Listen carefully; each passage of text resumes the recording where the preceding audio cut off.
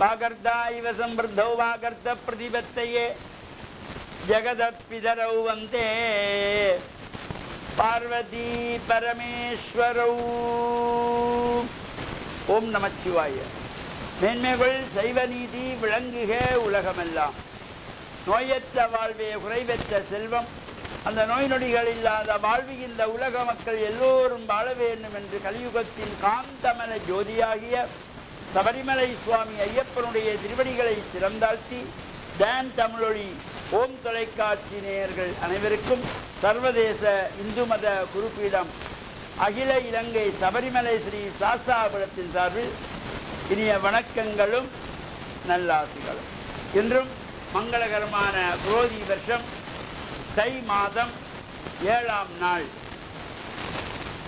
20/1/2025 திங்கட்கிழமை. இன்று மலர்ந்திருக்கின்ற இன்றைய பொழுதும் நம் எல்லோருடைய வாழ்விலும் எல்லா விதமான சிறப்புகளும் வெற்றிகளும் கிடைக்க வேண்டும் என்று பிரார்த்தித்து, இன்று சோமவாரம் என்கின்ற திங்கட்கிழமை நாம் ஆசாரதியாக ஆலயங்களில் சென்று வழிபாடு செய்வது, அதேபோல பெற்றோர்கள் பெரியோர்கள் வயதான காலத்தில் அவர்களை எல்லாம் பேணி பாதுகாக்க வேண்டும். வயதான காலத்திலே பெற்றோர்களை முதியோர்களை எல்லாம் நாங்கள் வீடுகளிலே வைத்து பாதுகாக்க வேண்டும்.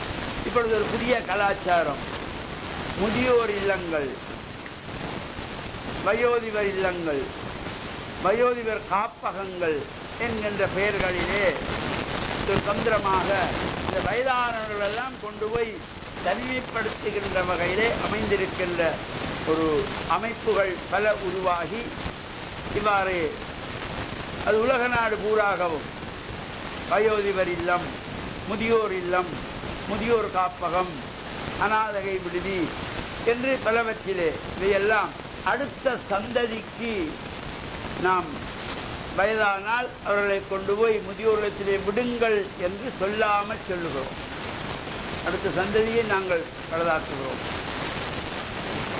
பெற்றோர்கள் நாம் குழந்தைகளாக இருக்கின்ற பொழுது, நாம் பிறந்து தவழ்ந்து நடக்கின்ற வகையிலே நமக்கு எதுவும் புரியாமல் இருக்கின்ற பொழுது நம்மை அவர்கள் அரவணைத்து மார்பிலும் தோளிலும் சுமந்து செல்லுகின்ற பொழுது கண்ணிருந்தும் எதையும் பார்த்து அறிந்து கொள்ள முடியாதவர்களாக, காதிருந்தும் கேட்க முடியாதவர்களாக, வாயிருந்தும் பேச முடியாதவர்களாக, காலிருந்தும் நடக்க முடியாதவர்களாக இருக்கின்ற காலத்திலே எம்மை மார்பிலும் தோளிலும் மடிமீதும் சுமந்த பெற்றோர்கள், அவர்களுக்கு வயசானவுடன் நடக்க முடியல, காது கேட்கல, வாய் பேச்சு தடுமாறுது, கண்ணு பார்வை குறைந்து கொண்டு இடத்திலே ஒதுக்கி வைக்கிறோம். முதியோர் இல்லம், அதுக்கு காப்பகம் என்கின்ற ஒரு மறைமுகமான பெயர், கொண்டு போய் ஒதுக்கி வைப்பது.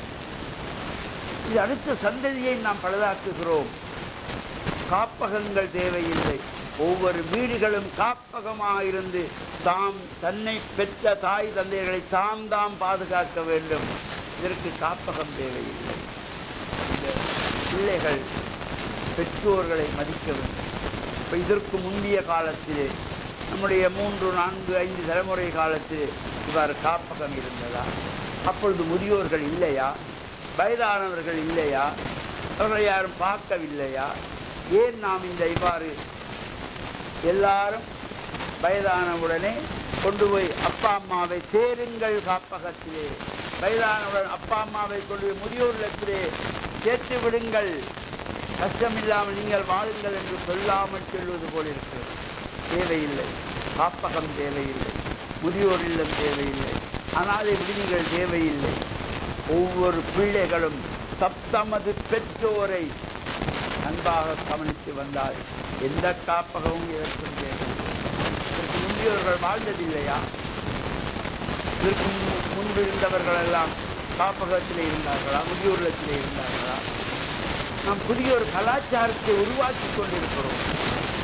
ஒன்று நேற்றல்ல, கடந்த 40-45 ஆண்டுகளாக நான் இந்த ஊடகங்கள் மூலமாக அனைத்து தொலைக்காட்சியிலும் சொல்லி வருகிறோம்.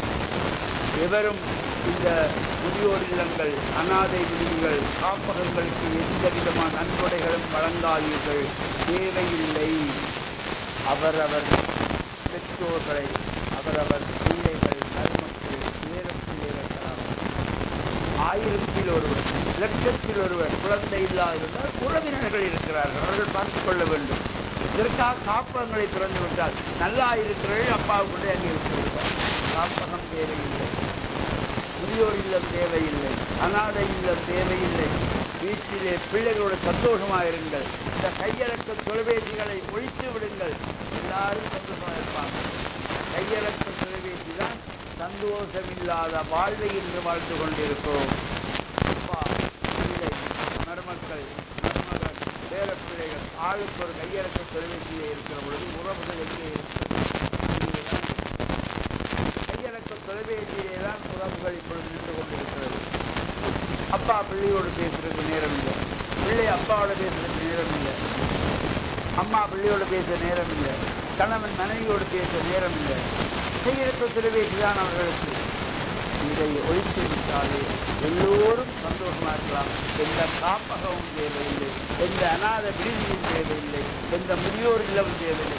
உறவுகளை உறவாடுங்கள், உறவுகளோடு உறவாடுங்கள். சந்தோஷம் தானாக மலர் வந்த நல்ல செய்தியோடு ஓம் தொலைக்காட்சி டான் தமிழ் நேயர்கள் அனைவருக்கும் தன்னுடைய செல்வத குறிப்பிட்டார் நல்ல ஆசிகளை கூறிக்கொள்வது மனமகிழ்ச்சி. சர்வே ஜனஹ சுகினோ பவந்து. சமஸ்த மங்களானி.